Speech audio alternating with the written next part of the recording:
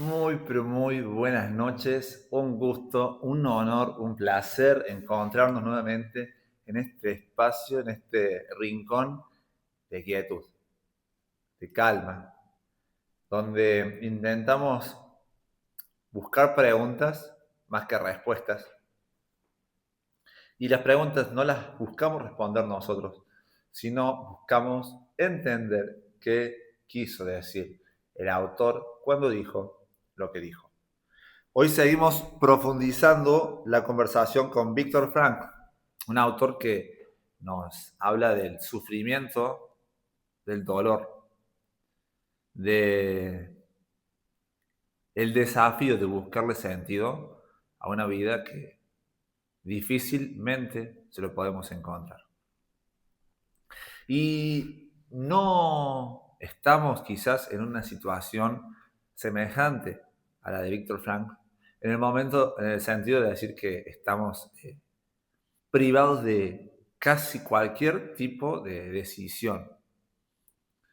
Pero sí estamos en una situación similar como sociedad en este siglo, en un momento en el que la vida parece carecer de sentido. Parece que no hay un propósito, parece que no hay un destino, parece que no hay un rumbo, un norte que seguir. Cada uno tiene sus cosmovisiones, su cosmovisión bien desarrollada, o quizás no tan bien, pero lo suficientemente eh, estable como para no hacerle tantas preguntas y avanzar. La sociedad está muy cómoda y creo que parte de esa esa problemática de la falta de sentido, viene dada a raíz de que evitamos el dolor y junto con ello evitamos las preguntas que nos duelen. Las preguntas que nos duelen, las preguntas que nos incomodan. Está bien evitar el dolor, pero ¿qué tal si es un dolor que viene ante el desconocimiento, ante el miedo, ante el deseo de no encontrarse con algo que, que nos asusta? Muchas veces nos preguntamos porque nos duele tanto la verdad que preferimos quedarnos con la duda. Este hombre se hizo las preguntas difíciles en el lugar más difícil. Nosotros vamos a intentar hacernos las preguntas difíciles en un lugar un poco más cómodo, porque creemos que la vida tiene un sentido, o por lo menos somos como el hombre del título, en busca de sentido. No queremos llegar al final de nuestros días y decir, malgasté mi vida haciendo lo que el día demandaba. La verdad que el día nos demanda muchas cosas, pero el norte, el capitán del barco, sabe cuál es el norte. Hay días que se avanza mucho, hay días que se avanza poco.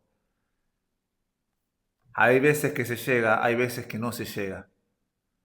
Pero es mi anhelo llegar al final de este viaje y decir, lo intenté, navegué con todas mis fuerzas, hice todo lo que estaba a mi alcance, perdón, y alenté a los demás a que también encuentren su norte. No que me sigan a mí, sino que busquen el norte, que busquen el rumbo, el sentido de su vida. Qué hermoso llegar al final de nuestros días y decir, viví una vida bien vivida. Di todo lo que tenía para dar. No me guardé nada. Estoy contento de haber seguido el sentido de mi vida, el norte, el rumbo. Preguntas difíciles, van a aparecer y cuestionamientos que nos van a socavar, no es socavar, que nos van a sacudir para ver dónde estamos plantados. Si estamos plantados en el barro, en la arena o en cualquier terreno que parezca firme pero es inestable, no soporta las preguntas difíciles. No soporta las preguntas difíciles. Oramos para que nuestros ojos sean abiertos, para que la verdad pueda ser la que nos transforme y no nuestro autoconvencimiento o nuestro autodeseo de que las cosas funcionen. Espero no haberme enrollado demasiado y continuamos con nuestro amigo Viktor Frankl, que veníamos hablando un poco de cómo podían tener un buen humor en medio de un campo de concentración. En parte se debía a que ahora tenían esperanza. ¿Qué esperanza? De que por lo menos la muerte estaba lejos. Ya tenían no otra visión, pero sí otra cosa en qué pensar que saber si eran los próximos o no. Entonces ya se podían dar el lujo de pensar quizás en algo que los haga reír. Quien fuera un preso común. En otra ocasión pasó cerca de nuestro lugar de trabajo un grupo de convictos que con claridad comprendimos la relatividad del sufrimiento humano. Vamos de vuelta. En otra ocasión pasó cerca de nuestro lugar de un grupo. Vamos de vuelta. En otra ocasión pasó cerca de nuestro lugar de trabajo un grupo de convictos. Con qué claridad comprendimos la relatividad del sufrimiento humano. Cómo envidiábamos a estos presos por su vida relativamente ordenada, segura, higiénica y feliz. Quizás se bañaban con cierta frecuencia, pensábamos con tristeza. Seguramente disponían de cepillos de dientes, de ropa, de un colchón para cada uno, y el correo les traía cada mes noticias de los suyos, o al menos sabían si estaban vivos o muertos. Nosotros, en cambio, hacía mucho tiempo que no teníamos ninguna de estas cosas. Envidiábamos incluso a aquellos de los nuestros que trabajaban en una fábrica cubierta al abrigo de la lluvia y el viento. Todos ansiábamos cualquier privilegio, pues la escalera de la suerte tenía muchos peldaños. Por ejemplo, entre los destacamentos que trabajaban fuera del campo, en uno de esos estaba yo, había unidades que se consideraban peores que otras. Se envidiaba al que no tenía que chapotear en la húmeda y fangosa arcilla de una pendiente mientras vaciaba durante 12 horas las artesas del ferrocarril. La mayoría de los accidentes diarios se producían en esa tarea y con frecuencia eran mortales. En otras cuadrillas los capataces seguían la tradición, al parecer local, de propinar a los prisioneros golpes a diestro y siniestro, lo que nos hacía envidiar la relativa suerte de no estar bajo su mando, o de estarlo solo temporalmente. Una vez, debido a una fatalidad, me incluyeron en este grupo.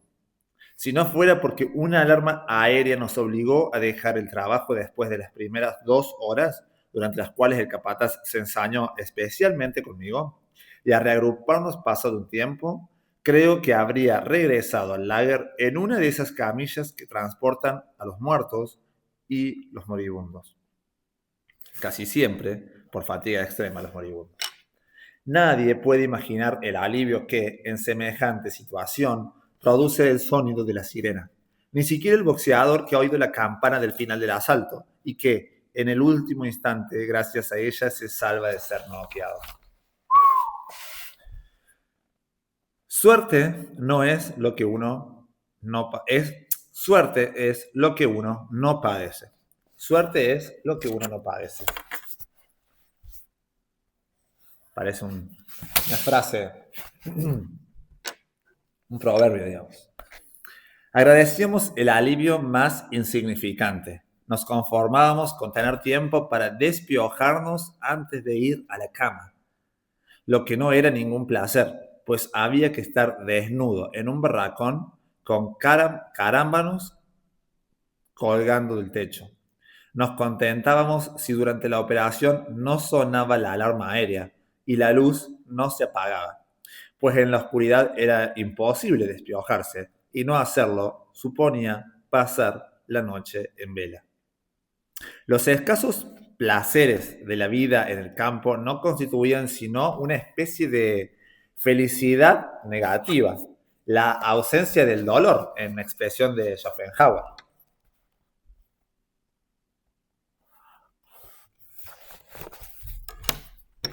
No conocía este término. La ausencia del dolor como una felicidad negativa. Por tanto, era una alegría relativa.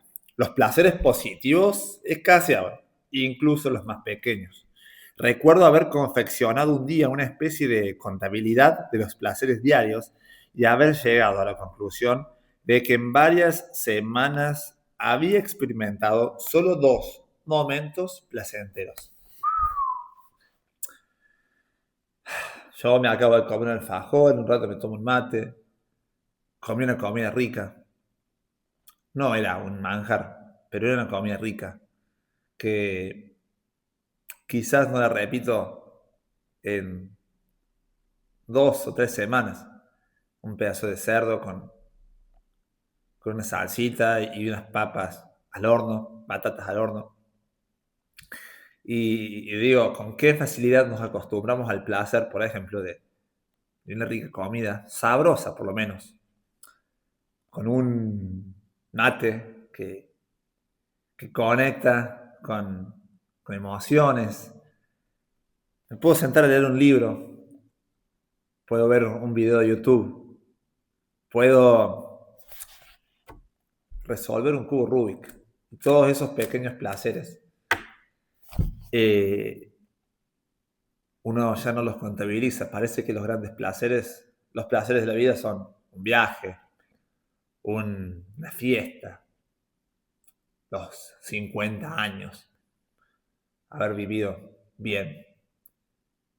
Pero no se nos escapa tantas veces los pequeños placeres, ¿no? Recuerdo haber confeccionado un día una especie de contabilidad de los placeres diarios y haber llegado a la conclusión de que en varias semanas había experimentado solo 2 momentos placenteros. Uno sucedió a la vuelta del trabajo, cuando fui admitido en el barracón de cocina. Tras una larga espera y asignado a la fila que atendía a F, el cocinero prisionero, detrás de las enormes cacerolas, F servía la sopa con endiablada rapidez en los cuencos que le presentaban los prisioneros. Era el único cocinero que repartía la sopa a todos por igual, sin discriminar entre los hombres, sin reparar en la persona y sin favoritismos entre sus amigos o paisanos, como hacían otros cocineros que reservaban las patatas del fondo a sus amigos, y los demás debíamos conformarnos con la sopa aguada de la superficie. Pero no me incumbe juzgar a los prisioneros que favorecían a su propia gente. ¿Quién se atrevería a arrojar la primera piedra contra el que favorece a sus amigos en condiciones en que tarde o temprano hay que decidir entre la vida y la muerte?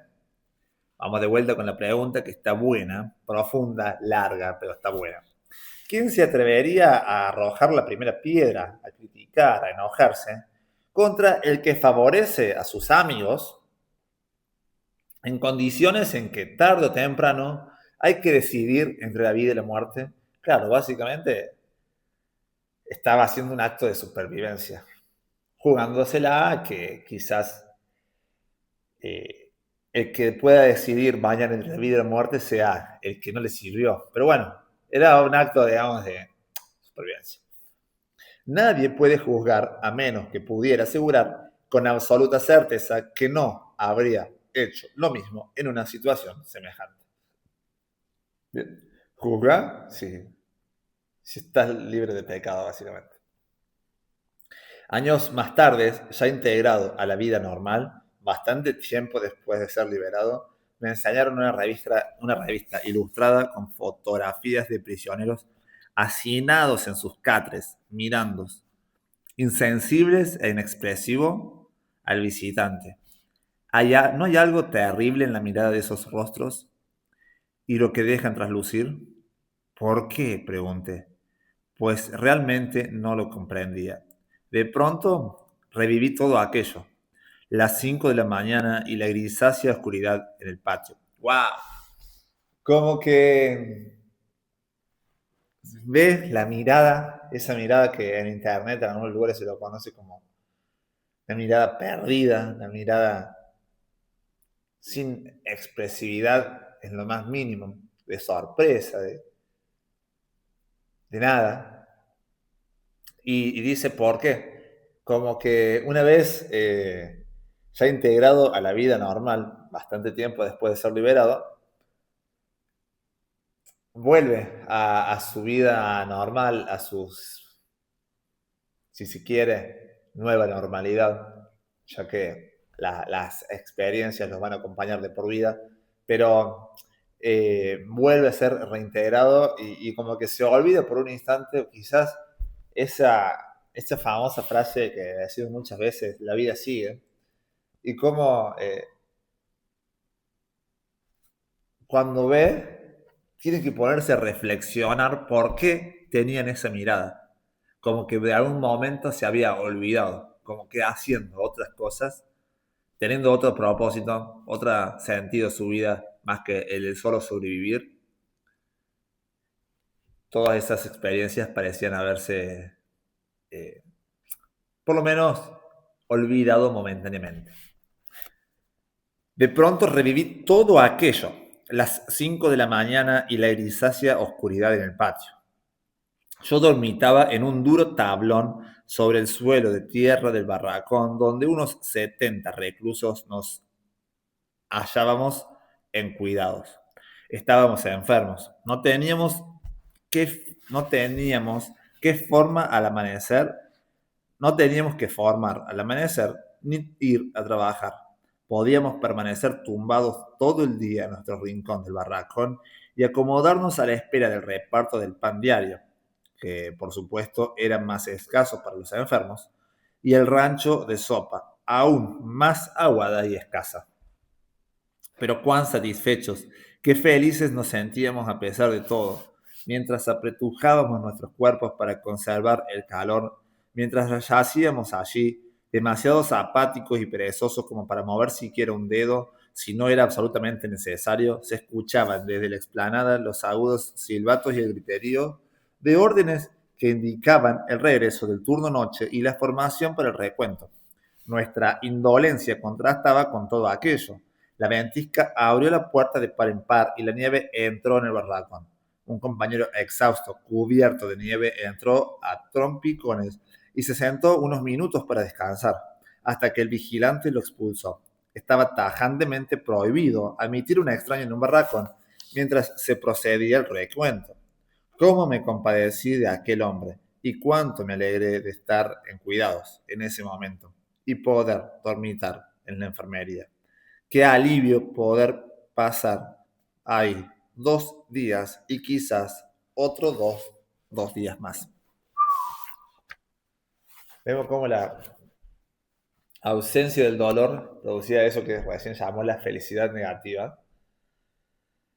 Y vemos las cosas de las que se alegraba, que eran el hecho de no tener que formar y poder dormir 2 días ahí en la enfermería. Me llama la atención que use la palabra cuán feliz me sentí, o esas expresiones. Cuánto me alegré de estar en cuidados.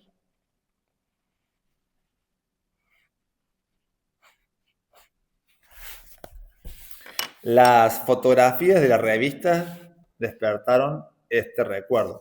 Al contar mi experiencia, los que me escuchaban comprendieron por qué no me resultaban tan horribles aquellas escenas. Con todo, esos hombres inexpresivos tal vez no se habían sentido tan desgraciados como ellos imaginaban.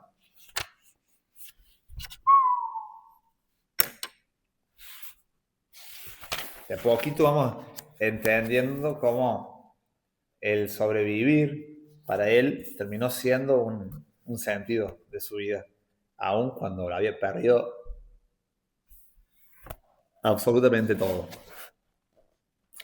Siguiente subtítulo y dice, al campo de infecciosos, la suerte seguía favoreciéndome. Al cuarto día de mi estancia en la enfermería, a punto de ser destinado al turno noche, lo que supondría una muerte segura, el médico jefe entró apresuradamente en el barracón y me instó a que me presentara como voluntario para tareas médicas en un campo con enfermos de tifus. Contra el criterio de mis amigos y conscientes de que casi ningún colega se ofrecía, decidí acudir como médico. Sabía que, dada mi debilidad física, en una cuadrilla moriría en poco tiempo, pero ya que tenía que morir, al menos que mi muerte tuviera algún sentido.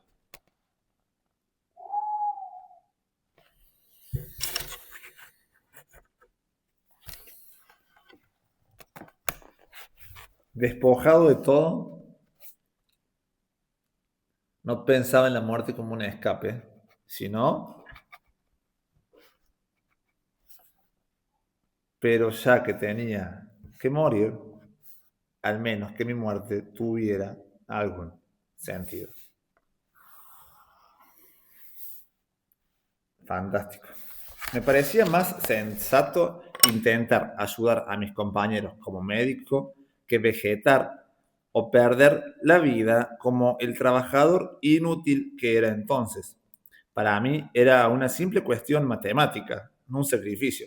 Tiempo después me enteré de que en secreto el suboficial del equipo sanitario había ordenado dejar en cuidado a los 2 médicos voluntarios hasta su traslado al campo de infecciosos.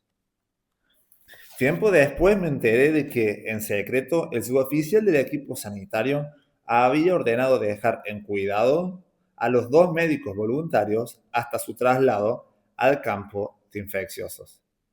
Teníamos un aspecto tan demacrado que seguramente temía enviar no 2 médicos, sino un par de cadáveres más. Me costó entender esta parte. Como él era médico y había otro más, había ordenado dejarlos en cuidado, él sin saberlo, eh, para después llevarlo al campo. Y bueno, teníamos un aspecto tan demacrado que seguramente temía enviar no 2 médicos, sino un par de cadáveres más. Realmente uno no toma dimensión, creo, el estado en el que estaban ellos para que ellos digan que eran un cadáver. Ya he dicho que para nosotros carecía de interés cuanto no se relacionara con la preocupación inmediata por la supervivencia personal y la de los amigos. Ya he dicho que para nosotros carecía de interés cuanto no se relacionara con la preocupación inmediata por la supervivencia personal y la de los amigos. Todo se subeditaba a ese fin. El fin último del hombre era sobrevivir.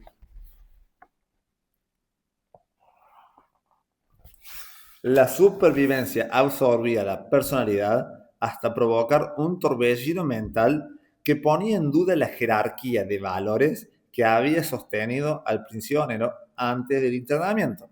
La supervivencia absorbía la personalidad hasta provocar un torbellino mental que ponía en duda la jerarquía de valores que había sostenido al prisionero antes del internamiento. Es decir, le hacía cuestionar las verdades fundamentales o las verdades sobre las cuales estaba fundamentada toda su creencia, toda su cosmovisión, toda su forma de ver el mundo.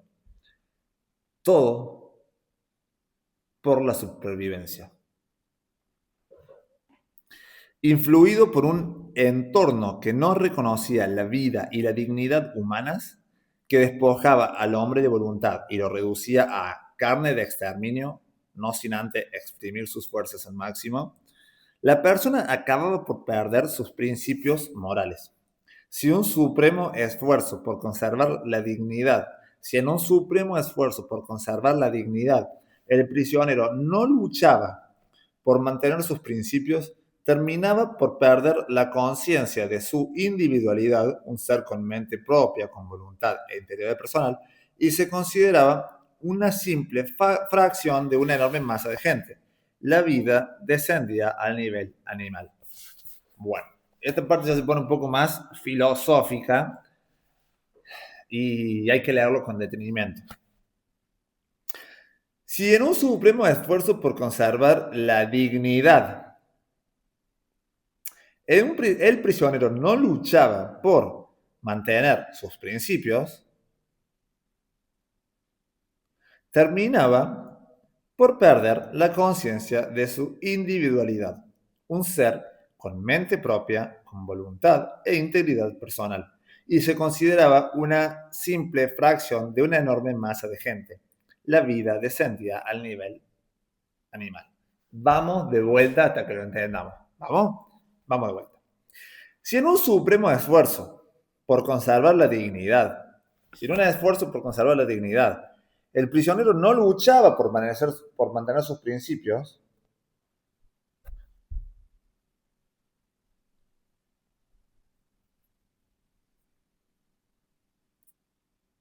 bien, vamos de vuelta. Para mí está un poquito más redactado, ¿qué querés que te diga? Si en un supremo esfuerzo por conservar la dignidad, el prisionero no luchaba por mantener sus principios, terminaba por perder la conciencia de su individualidad, su independencia, su integridad, y se consideraba una simple fracción de una enorme masa de gente. Bien, creo que va. O eras individual, o mantenías la individualidad, mente propia, voluntad e integridad, o eras parte de la masa y acá hacemos una pausa tremenda, una pausa con mayúscula. Porque en la página 80 encontramos que o el hombre es esfuerzo por mantener la individualidad versus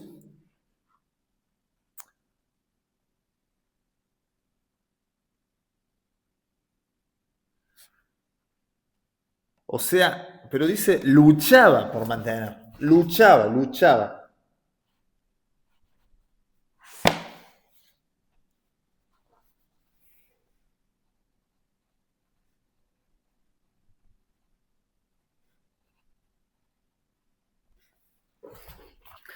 Si no luchaba por mantener su integridad, por mantener sus principios, terminaba por perder la conciencia de individualidad.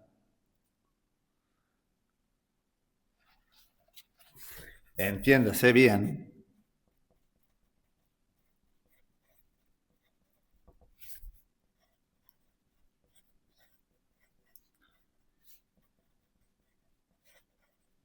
Qué bueno que nos detuvimos a ver qué es lo que tenía el texto para decirnos ahí, porque viste que yo no lo entendía, que sigo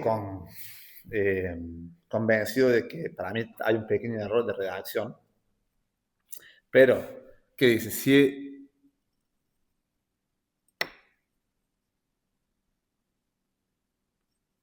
no luchaba por mantener sus principios, terminaba por perder la individualidad y se consideraba una simple fracción de una enorme fracción de una enorme masa de gente. Y no puedo dejar de compararlo con dolor en el alma, con la moda y cómo seguir a la manada reduce el comportamiento humano a un comportamiento animal. Un comportamiento donde no preguntamos, donde no fundamentamos, donde no cuestionamos, sino que simplemente obedecemos. Respondemos cayendo 1, 10 y 1.000.000 de veces en la falacia ad populum. ¿Qué es una falacia? Fundamentar una creencia bajo un pensamiento erróneo. Entonces, si todo el mundo piensa que mañana se acaba el mundo, eso no significa que mañana se acaba el mundo. Si vemos que viene un meteorito que es 10 veces el tamaño de la Tierra y llega mañana, se acaba el mundo, pero porque viene el meteorito, no porque 1.000.000 de personas lo piensan. Entonces, cuando seguimos la moda y usamos sin cuestionarnos lo bueno,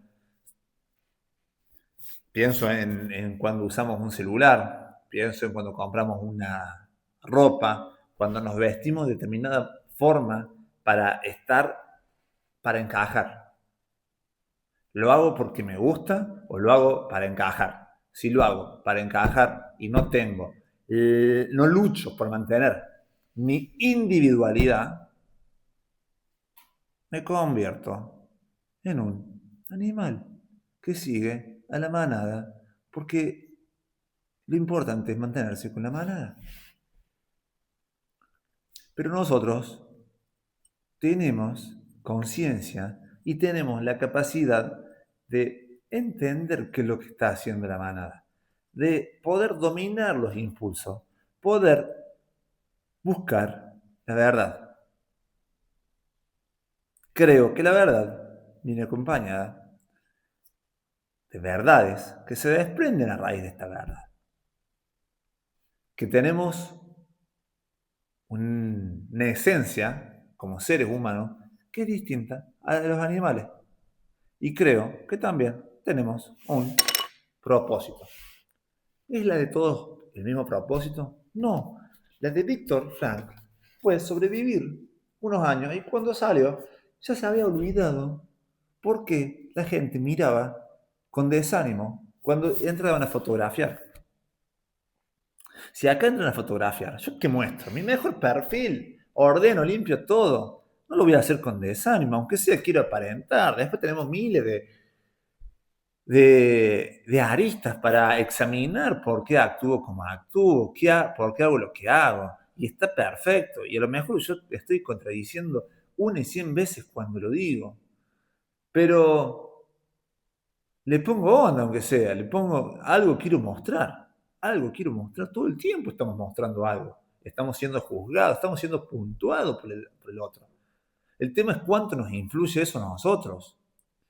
Y a esta gente parecía que no le influía en nada. Y cómo había sido tanto el cambio de propósito, el cambio de sentido que tenía este hombre, que pasado unos años, bastante, según dice ahí, se había olvidado. ¿Cómo pudo sobreponerse a esa tamaña recuerdo? Ver gente morir. Vimos en uno de los capítulos que sacaban sin fuerzas a un muerto de las enfermerías donde había muertos a mansalva y la cabeza golpeaba contra los escalones, toc, toc, porque había 2 escalones que a duras penas lo podían subir el viento. Y vemos que pudo sobreponerse, cambió su sentido de la vida. ¿Cómo hace una persona? Yo pienso si el que fue a la guerra, lo que ve, lo que vive, está bien, como parte activa quizás de los que cometen actos de guerra. En cambio, esto eran las partes pasivas, los que sufrían las consecuencias, las víctimas. ¿Cómo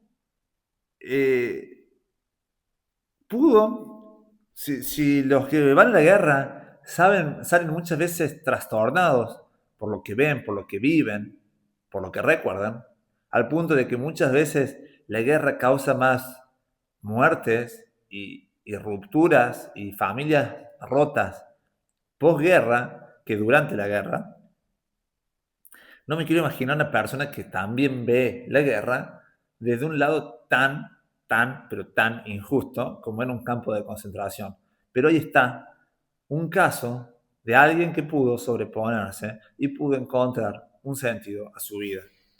Pero vemos que él luchaba por ese sentido de la vida, que él luchaba para cuestionarse, para preguntarse. Quizás eso se debía a que a lo mejor tenía herramientas que a lo mejor los otros no las tenían, que a lo mejor los otros no las tenían. No lo sabemos a qué se debía.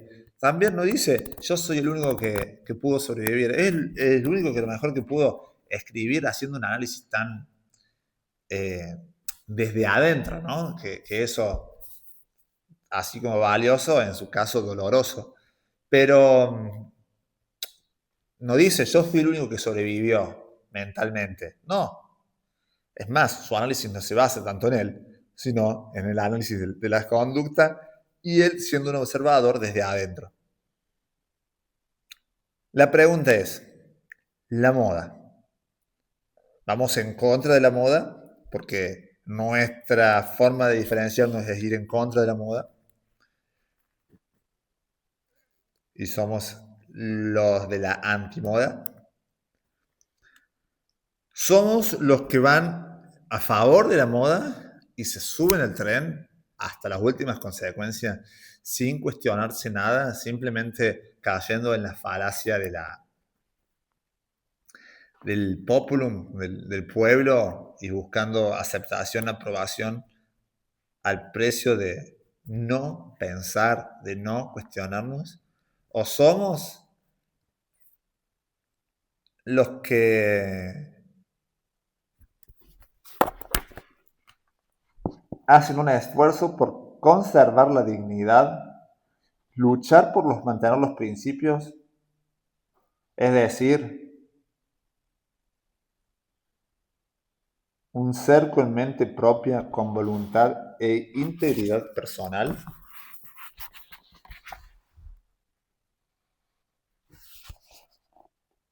¿O somos simplemente una fracción de una enorme masa de gente? La vida descendida al nivel animal. Avanzamos, página 81. Los prisioneros eran conducidos como si fueran ganados de un sitio a otro, juntos o separados, como un rebaño de ovejas propio o voluntad. Los prisioneros eran conducidos como si fueran ganados de un sitio a otro, como un rebaño de ovejas sin pensamiento propio o sin voluntad. Un reducido grupo de vigilantes, bien adiestrados en métodos de tortura y sadismo, los observaba como una jauría desde todos los ángulos. Conducían constantemente el rebaño, atrás, adelante, con gritos, patadas y golpes. Y nosotros obedecíamos como borregos con dos únicos pensamientos: evitar los perversos sabuesos y conseguir un poco de comida. Evitar el dolor y buscar lo necesario para sobrevivir. Igual que las ovejas medrosas se agolpan en el centro del rebaño, también nosotros buscábamos el centro de las formaciones. Allí se recibían menos golpes de los guardias que marchaban en los flancos y al frente y en la retaguardia del grupo. Y a la vez ir en el centro nos protegía del frío y del viento, de modo que el afán de disolverse en la multitud literalmente suponía una maniobra para salvar el pellejo. Una maniobra que, a la hora de formar, ejecutábamos automáticamente, pero en otros momentos era también una acción consciente, suscitada por la ley del instinto de conservación del lager: no llamar la atención. Hacíamos lo imposible para no llamar la atención de las SS. La ley del instinto de conservación. Añoranza de soledad, siguiente capítulo. Por supuesto, había momentos en que era necesario alejarse de la aglomeración. Sabíamos que la imposición de la vida comunitaria, en la que continuamente somos observados en las más triviales acciones del día, produce un deseo irrefrenable de estar solo, al menos unos instantes. El prisionero anhelaba estar a solas consigo mismo y con sus pensamientos. Añoraba intimidad y soledad. Después de mi traslado a uno de los llamados campos de reposo, tuve la increíble fortuna de encontrar de vez en cuando 5 minutos de soledad. Detrás del barracón en el que trabajaba y donde se hacinaban sobre un suelo de tierra unos 50 pacientes delirantes, había un lugar tranquilo junto a la doble alambrada que rodeaba el campo. Una tienda improvisada con unos postes y ramas de árbol servía de cobertizo para guarecer a unos 6 cadáveres, la media diaria de muerte en el campo. Había al lado, además, un pozo por el que se accedía a las tuberías de la conducción del agua, cubierto por una tapa de madera. Si no me reclamaban, aprovechaba para sentarme en cuclillas sobre esta tapadera y contemplar el florecer de las verdes laderas y las lejanas colinas azuladas del paisaje bávaro, enmarcadas por las alambradas de espino. La melancolía me vencía y mis pensamientos vagaban hacia el norte y el nordeste, en la ansiada dirección de mi hogar, aunque solo podía ver nubes. En la ansiada dirección de mi hogar, aunque solo podía ver nubes. No me perturbaban los cadáveres tendidos a mi lado, hormiguantes de piojos. Lo único que me despertaba de mis ensueños eran las inquietantes pisadas de los guardias o el aviso de la enfermería para recoger un suministro de medicinas para mi barracón. 5, quizás 10 tabletas de aspirina para varios días y 50 pacientes. Las recogía y hacía mi ronda tomando el pulso de los pacientes y administrando media tableta de aspirina en los casos graves. Los desahuciados no recibían ningún medicamento. No les habría servido de nada y se lo privarían a los enfermos que tenían alguna esperanza de curación. Era realmente sobrevivir, ¿no? Para los pacientes leves solo tenía palabras de aliento. Y esa visita paciente a paciente la hacía casi arrastrándome, pues yo mismo estaba débil y exhausto, convaleciente de un fuerte ataque de tifus. Terminada la ronda, volví a sentarme sobre la tapadera del pozo, mi lugar solitario. Por cierto, ese pozo salvó en una ocasión la vida de 3 compañeros. Poco antes de la liberación, las autoridades del lager organizaron transportes masivos al campo de Dachau. Sensatamente, 3 compañeros procuraron evitar el viaje. Se metieron en el pozo y se escondieron de los guardias. Yo me senté tranquilamente sobre la tapa, con aire inocente. Tiraba piedrecitas a la alambrada como en un juego infantil. Un guardia reparó en mí y desconfió un momento, pero mi actitud ingenua lo tranquilizó y siguió adelante. Más tarde avisé a los escondidos que lo peor ya había pasado. O sea, se jugaron la vida.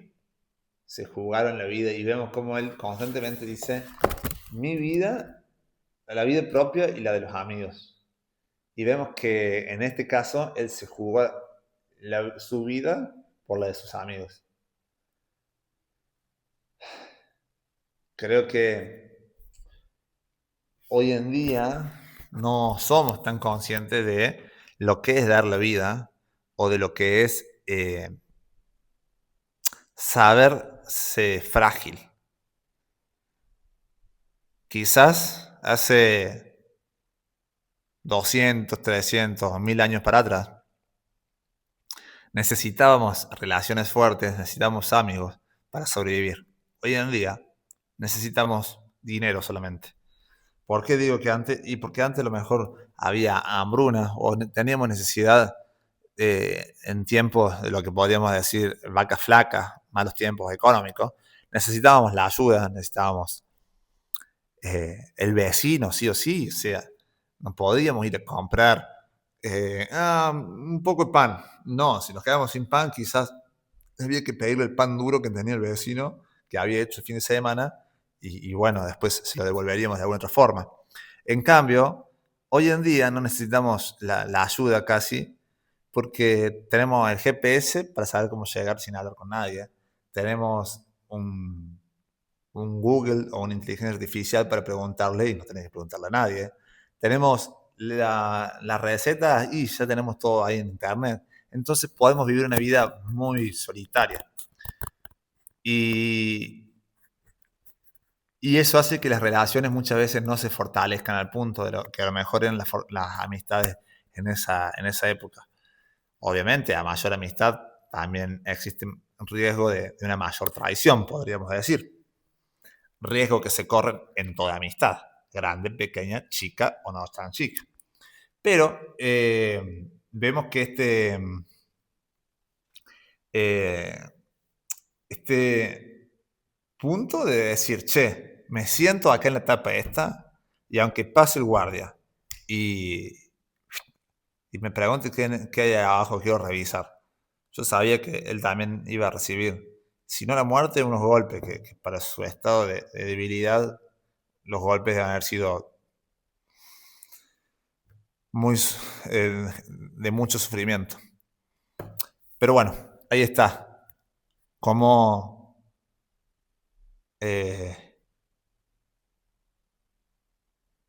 arriesgó su vida por sus amigos o soldados que conoció ahí.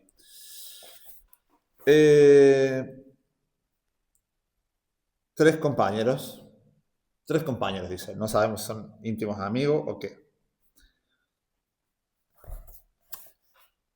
Seguimos. Juguete del destino. Para una persona ajena a las condiciones de vida del lager, resultaría incomprensible el poco valor que allí se concedería a la vida humana. El poco valor que allí se concedía a la vida humana. El prisionero ya estaba endurecido, pero adquiría más conciencia del desprecio por la vida cuando se organizaba un convoy de enfermos. Tiraban los cuerpos demacrados en unas carretillas que los prisioneros empujaban varios kilómetros. No, realmente no tenían corazón. A veces bajo una tormenta de nieve hasta el siguiente campo. Si algún pobre enfermo moría antes de salir, lo echaban igualmente en la carretilla. La lista de prisioneros tenía que cuadrar.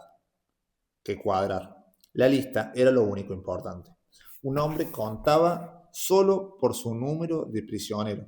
Uno se convertía literalmente en un número.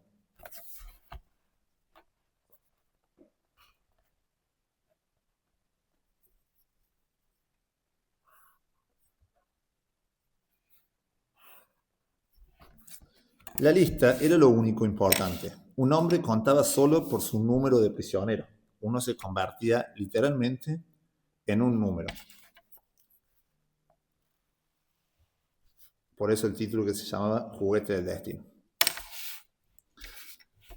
Estar vivo o muerto, eso carecía de importancia, porque la vida de un número era del todo irrelevante. Y todavía importaba menos lo que había detrás de ese número y esa vida, el destino, la historia, el nombre del prisionero. Era un transporte de enfermos en un campo de Baviera, en el que yo iba en calidad de médico. Había un joven prisionero cuyo hermano no estaba en la lista, por lo que había quedado en tierra. El joven imploró con tal insistencia que el guardia decidió cambiar al hermano por un hombre que en aquel momento prefería quedarse, pero la lista tenía que cuadrar. Era fácil conseguirlo. El hermano intercambió su número y sus apellidos con el otro prisionero, pues, como ya he dicho, no teníamos documentación y nuestra suerte consistía en conservar el cuerpo que, después de todo, aún respiraba. Las cosas de nuestro alrededor poco nos interesaban, como los harapos que cubrían nuestros cuerpos macilentos, pero cobraban utilidad cuando se organizaban transportes de enfermos. Se examinaban con interés y sin ningún disimulo a los musulmanes que partían para comprobar si sus abrigos o zapatos eran mejor que los propios, y en tal caso cambiárselos. Al fin y al cabo, su suerte ya estaba echada. En cambio, los que quedaban en el campo y podían trabajar debían ingeniárselas como pudieran para mejorar sus posibilidades de supervivencia. Nunca había ni un ápice de sentimentalismo. Los prisioneros se sabían completamente a merced del humor de los guardias, juguetes del destino, lo que los hacía tan inhumanos como presagiaban las circunstancias. Yo sostenía antes de mi internamiento que tras 5 o 10 años una persona estaba en condiciones de saber si algo la había favorecido o no en la vida. En el campo de concentración el tiempo se acortaba. En 5 minutos ya sabíamos si algo había sido beneficioso. Ya, bueno, tremendo, ¿no? Como que decía, vos para saber hacer un análisis de algo, tenés que pasar por lo menos 5 o 10 años para poder analizarlo con claridad. Dice que en Auschwitz, con 5 minutos, ya sabías si lo que habías decidido, lo que había sucedido, había sido beneficioso o no. Ya en Auschwitz me impuse una norma que se demostró acertada y que luego otros adoptaron. Consistía en responder con sinceridad a cuanto se me preguntaba, pero sin salirme de la pregunta. Ajá.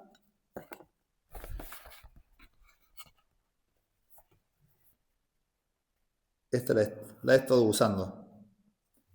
Esto de... Si me preguntaban la edad, la decía. Si deseaban conocer mi profesión, decía médico, sin más explicaciones. En la primera mañana en Auschwitz, un oficial de la SS asistió a la revista. Nos ordenaron agruparnos siguiendo diferentes criterios. Prisioneros de más de 40 años, de menos de 40, trabajadores del metal, mecánicos, etc. A continuación, examinaron si teníamos hernias y con algunos formaron un grupo aparte. El mío fue conducido a otro pabellón, donde nos alinearon de nuevo. Tras otra selección y después de nuevas preguntas sobre mi edad y profesión, me incluyeron en un grupo muy reducido. De nuevo nos condujeron a otro pabellón y nos agruparon de forma diferente. Este proceso se alargó bastante tiempo y al verme rodeado de extranjeros que hablaban idiomas para mí ininteligibles, comencé a sentirme desasosegado. Por fin pasé la última revisión y volví a encontrarme con los compañeros del primer barracón. Ellos no se habían percatado de que yo había deambulado de pabellón en pabellón, pero yo sí fui consciente de que en ese tiempo me había cruzado con destinos diferentes. Cuando se organizó el mencionado traslado de los enfermeros al campo de reposo, incluyeron mi nombre, es decir, mi número, porque necesitaban algunos médicos. Nadie creía que el final del trayecto fuera realmente un campo de reposo. Estábamos al tanto de sus artimañas. Semanas antes se había organizado un traslado similar y ya entonces sospechábamos que los deportados habían acabado en la cámara de gas. La incredulidad era tal que, cuando se anunció que serían borrados de la lista del traslado quienes se presentaron voluntarios para el temido turno de noche, de inmediato se ofrecieron 82 prisioneros. 15 minutos más tarde se canceló el transporte y los 82 prisioneros quedaron inscritos en el turno de noche. Para la mayoría supuso la muerte en los siguientes 15 días.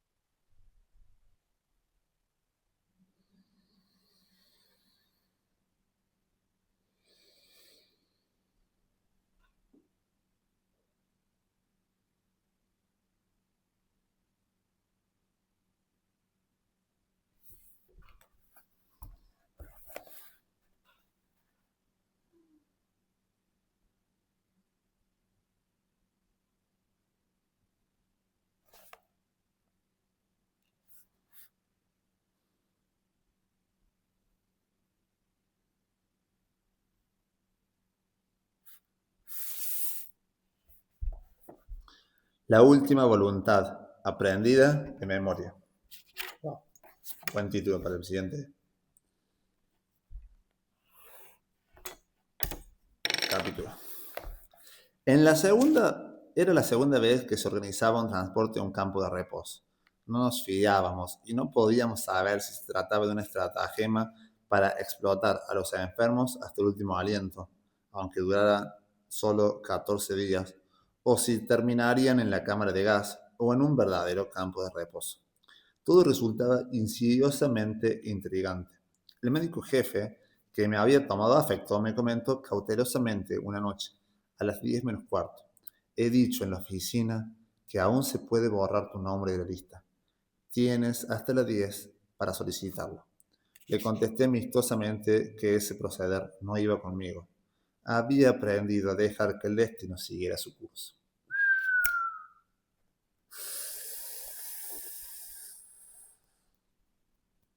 Ah, buenísimo, buenísimo eso. Ese proceder no iba conmigo. Había aprendido a dejar que el destino siguiera su curso. Prefiero quedarme con mis amigos enfermos, le contesté. Asomó en sus ojos un brillo de piedad, como si supiera. Me estrechó la mano en silencio, a modo de adiós, no para la vida, sino desde la vida. Volví despacio a mi barracón, donde un buen amigo me estaba esperando.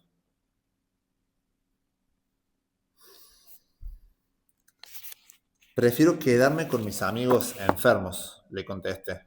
Asomó en sus ojos un brillo de piedad, como si supiera. Me estrechó la mano en silencio a modo de adiós, no para la vida, sino desde la vida.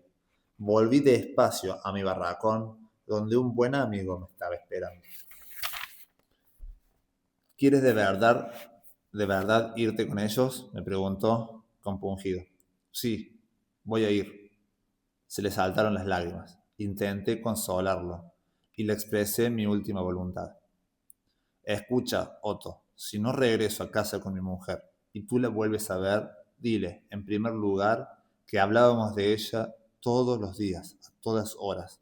Recuérdalo. En segundo lugar, dile que le he amado más que a nadie en el mundo. Y en tercer lugar, que el breve tiempo de felicidad de nuestro matrimonio me ha compensado de todo, incluso del sufrimiento que aquí hemos tenido que soportar.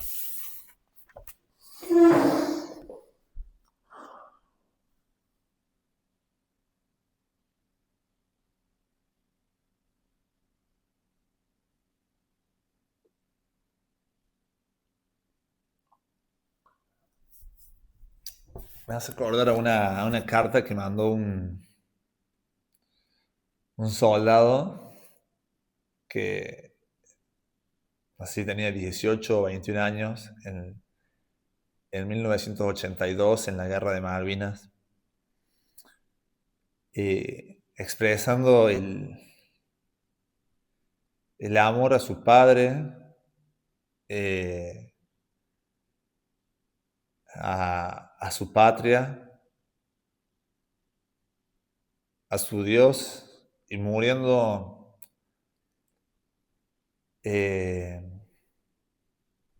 con convicciones, muriendo con convicciones. No digo que sea la forma correcta de morir, pero sin duda que te hace estremecer hasta el último aliento. No me acuerdo el nombre del soldado, pero después apareció una carta, también se viralizó la carta con la que le había dejado también a la novia.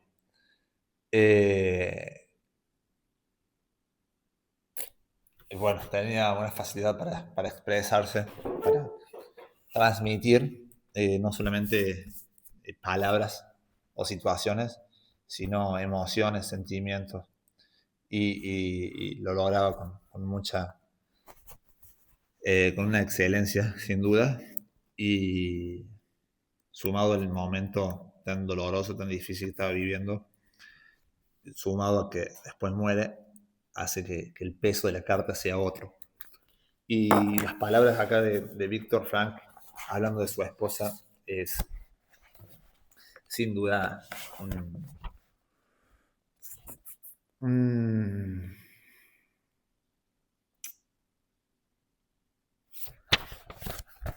una,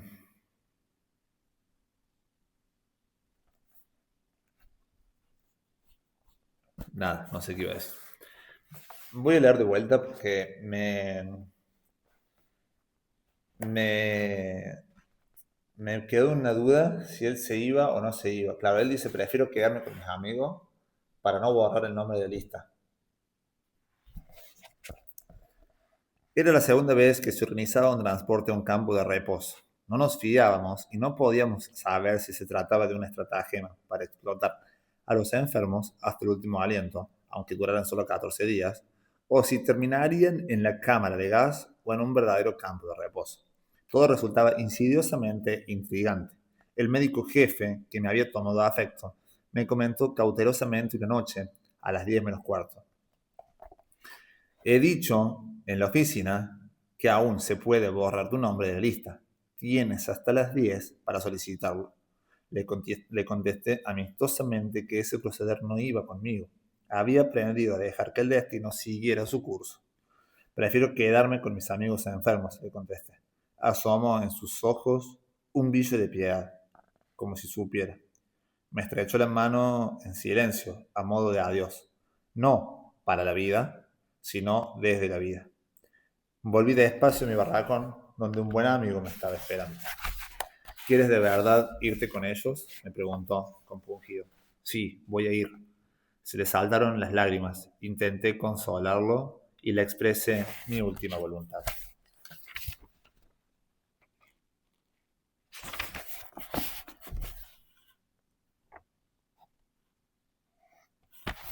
Escucha, Otto.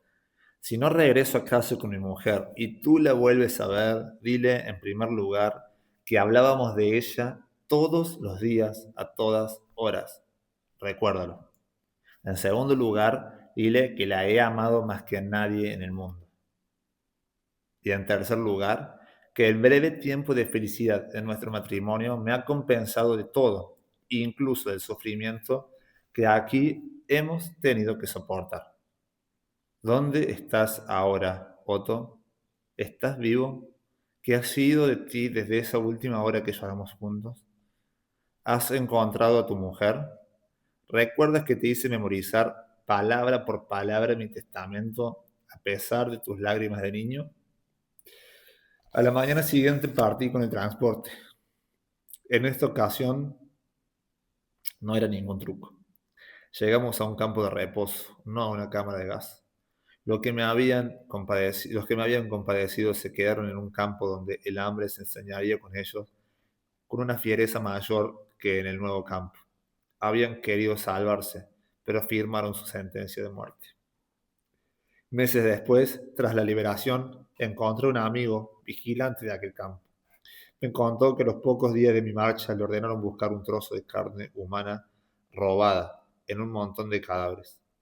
Lo encontró cociéndose en un puchero. En aquel campo me contó que los pocos días de mi marcha le ordenaron buscar un trozo de carne robada de un montón de cadáveres.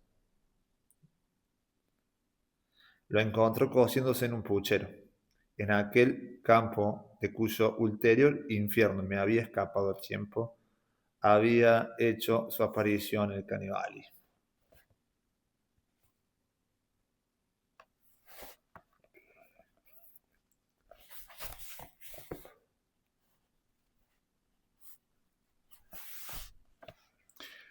¿No recuerda esto el viejo cuento Muerte en Teherán? Un persa rico y poderoso paseaba un día por el jardín con uno de sus criados. Este estaba compungido porque acababa de ver a la muerte, que lo había amenazado. El criado suplica a su amo que le preste un caballo veloz para huir a Teherán, a donde podía llegar esa misma noche. El amo accede y el sirviente se aleja al galope. Al regresar a casa, el amo se encuentra con la mujer y le pregunta: ¿por qué has asustado y amenazado tanto a mi criado? No lo he amenazado. Me ha sorprendido verlo aquí, cuando tengo que encontrarme esta noche con él en Teherán, respondió la muerte.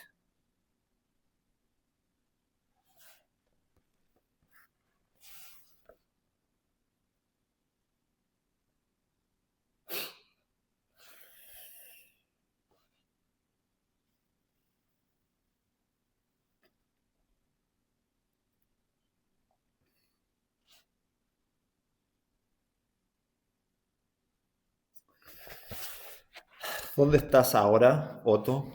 ¿Estás vivo? ¿Qué ha sido de ti desde esa última hora que lloramos juntos? ¿Has encontrado a tu mujer?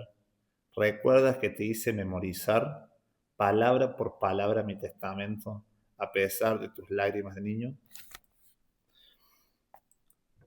¿No recuerda esto el viejo cuento Muerte en Teherán? Un persa rico y poderoso paseaba un día por el jardín con uno de sus criados. Este estaba compungido porque acababa de ver a la muerte, que lo había amenazado. El criado suplica a su amo que le preste un caballo veloz para huir a Teherán, a donde podía llegar esa misma noche. El amo accede y el sirviente se aleja al galope. Al regresar a casa, el amo se encuentra con la mujer y le pregunta: ¿por qué has amenazado y asustado tanto a mi criada? No lo he amenazado. Me ha sorprendido verlo aquí, cuando tengo que encontrarme esta noche con él en Teherán, respondió la muerte. Planes de fuga.